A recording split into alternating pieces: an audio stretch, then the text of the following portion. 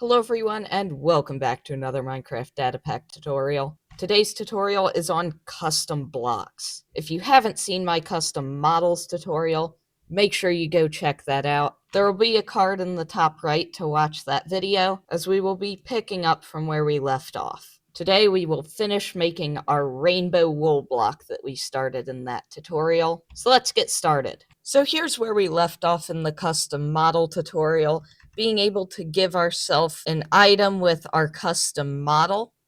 The problem is that if I make this a block, let's say dirt, it looks fine in the inventory, but if I try and place it down, it's still just dirt. So today, we're going to be fixing this problem and getting it to show up as our custom block. So to do this, we'll make a data pack to go with our resource pack. So find your world, click edit, and open world folder. Go to data packs, and in here we can right click and make a new folder for our data pack. I will call mine tutorial. I will right click and open this with Visual Studio Code. And in my extensions here, you can see I am running Data Pack Helper Plus and Syntax MC function. So to get started, we will make a new file called pack.mcmeta.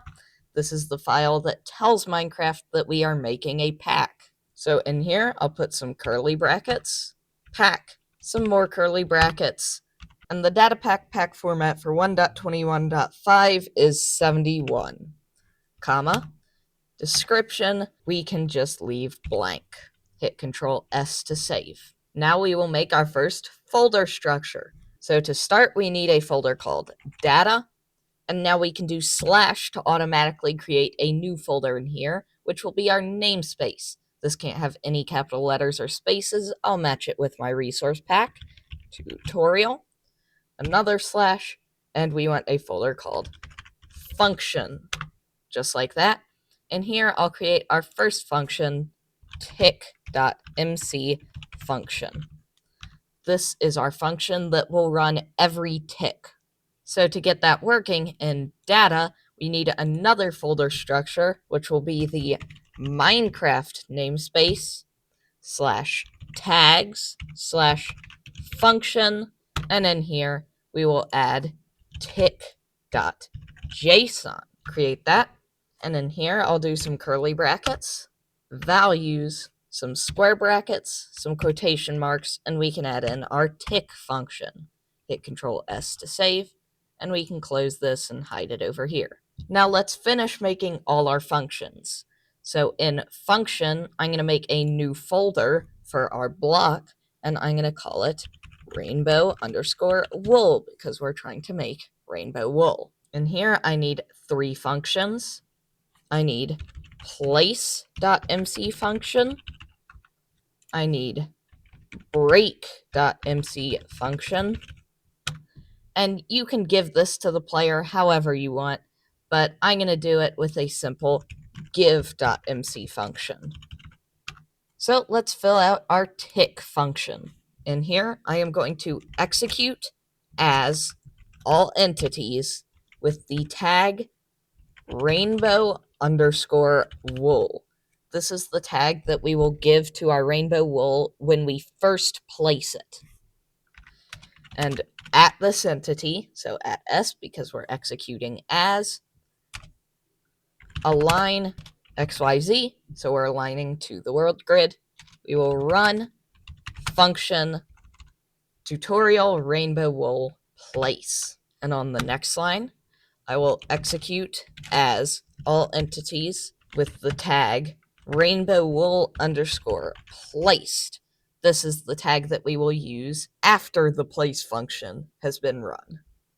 So again, at S, unless the block at our position is white wool. So if it isn't white wool, which it should be, we will run function break. So the white wool isn't there, so we break the block. And that's all for this. So hit Control S to save. And let's start with our give function. This give function is just going to be a really long give command that we don't want to have to run over and over. So we're condensing it down into a function. So it will be give ourself a glow item frame, square brackets. We'll give it an item model, which will be our tutorial colon rainbow underscore wool. Now we'll give it an item name, which I want to be rainbow wool, just like this, capitalizing the first letter of each word, just like the default Minecraft items, comma, entity data, and here is where we put all the data that we want this glow item frame to have. So we put it in curly brackets. So first is our ID, which is identifying what entity this entity data is for. For us, it's a glow item frame, comma, tags, put some square brackets and some quotation marks. And this is where we put our rainbow wool tag, because this is when we first place it, comma, silent true and invisible true, because when we place it, we don't want to hear the sound, and we want it to be invisible. Otherwise, when we place it, it would flash for a second. So hit Control S to save. And in Minecraft, let's test this. We can cancel out of here and start our world. And we can do /function and our tutorial rainbow wool give. And if we do this, we should get our rainbow wool that we can place down, and you should see that we can't target this block anymore except right on the edge because we have an invisible item frame here. So go ahead and break that. And now let's get our custom block placing. So of course, we'll be doing this in our place function. This is running as the item frame, so the first thing we want to do is kill at S. We're going to kill this glow item frame. We don't want that there. The next thing we're going to do is make sure that we're not trying to place this on an entity. So to do that, we're going to execute as all entities with a DX of 0, run, return, fail. So if we're hitting an entity's hitbox in this block, we're going to stop this function. Our next command, we are going to set block at our coordinates white wool, because obviously there is no rainbow wool block, so we need to use a placeholder block. White wool is the closest to what I want. And we're going to do keep. The reason we do keep is because you can place item frames in the same block as things like torches, and so if there's already something in this block, we want to keep it.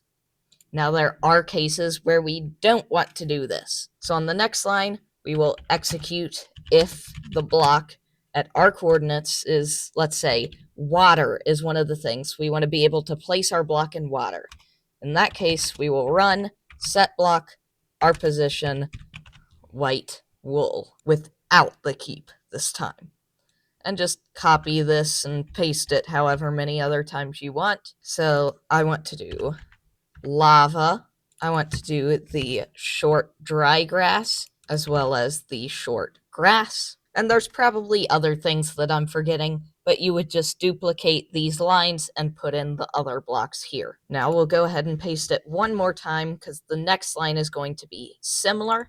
We want to execute if the block is white wool. So we're detecting if we successfully placed this block. And if so, we will run a summon command. We're going to summon an item display at our location, except in every direction we want to offset it by half a block, so 0.5. This is because here in Tick, we are aligning to the grid, which is in the bottom corner of the block. So we just want to offset this. And we will put some curly brackets, and the NBT we will give it our tag, which for this one was our rainbow wool placed. We also want to give it an item, some curly brackets, ID. You can do whatever you want here. I'm just going to do a stick, comma, components, and here I want to do some curly brackets and give it our item model, which was tutorial colon rainbow_wool. After this, we will give it some transformation properties. So put some curly brackets. We really only want scale, but unfortunately we have to give it all of these. So I'll give it left rotation, some square brackets, and we want to do 0, 0, 0, 1. Same thing for our right rotation. 0, 0, 0, 1. Next we have our scale. We'll give it some square brackets again. And this should be 1, 1, 1, but in each direction we want it to be ever so slightly bigger. So I'll give it a really small decimal like 0.001 on each of these. So 1.001, 1.001, 1.001, you get the idea. Comma, and finally translation. Translation should be 0, 0, 0. And now finally, the last thing we want to give it brightness, some curly brackets, block 0, sky 15. This is to solve some rendering issues that we would have otherwise, and add one more line. And here we want to hear a sound when we place the block. So I will play sound block.wool.place as a block to all players at this location. So hit Control S to save. Now back in Minecraft, we will /reload. And now if we place our block again, it looks like rainbow wool, and you can see it matches the item in our hand. We can jump on it, we can place another one, and we can go ahead and test if we get some water that we set it up properly to be able to place it in water, just like that. Now the main problem is that let's say I wanted to put my grass back here. So I go to break the block, and the model stays here. And obviously that doesn't happen if I break a grass block. It just disappears. So let's get this model to disappear as well as getting an item to drop. And of course, this goes in our break function. And since here in tick, you can see we are executing as our rainbow wool placed, which is our block model. To get it to disappear, we can just kill at S. As simple as that. But we need one more thing here if we want to get an item to drop. So before this, I'll add one more line. This line is going to be data merge entity at n, so the nearest entity, with the type item and the NBT, some curly brackets, item, some more curly brackets, ID, white wool. And we should filter this to a distance of ... 0.5. So half a block, and we should limit it to 1. So we're going to change the data of the nearest white wool entity within half a block if we find one. The reason we have to make sure that we find one is so that if you break it in creative mode, we don't drop an item. And the data we're going to change is, of course, the item. So do some curly brackets, ID, some quotation marks, and this should be a glow item frame. We want this to match with our give command. So to do that, I'll give it some components. And for this, in the give command, we want to just copy all of these components here. So Control C, and back in here, we'll put some curly brackets and paste all of them in here. Now you might notice we get a bunch of errors from that, and all we need to do is change these equals to colons. And you can see that fixes that error. Equal, change it to a colon. Equal, change it to a colon. Now that there's no errors, we can hit Control S to save. And now back in Minecraft, if we reload again, you should see our model disappears and we can put our grass back. And this time, if we break one of the blocks, the model goes away right away. And of course, if we're in survival mode and break it, it drops our custom item. So I hope this helped you. I know custom blocks is something that people have been wanting for a while, so here it is. And if you do make any cool custom blocks, feel free to join my Discord server with the link in the description, and upload your creation to the Finished Packs channel. I'd love to see what you create. But with that, thank you for watching. Goodbye.